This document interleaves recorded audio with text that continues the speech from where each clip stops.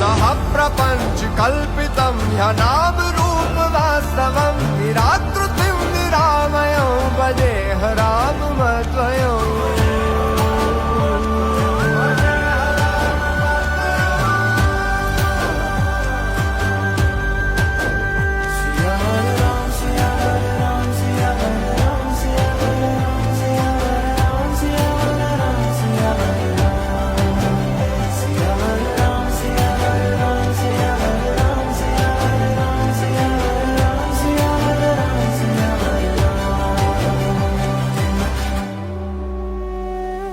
निष्प्रपंच निर्विकल्प निर्मलं निरामयं चिदेक रूप संततं भजेह राममद्वयम्।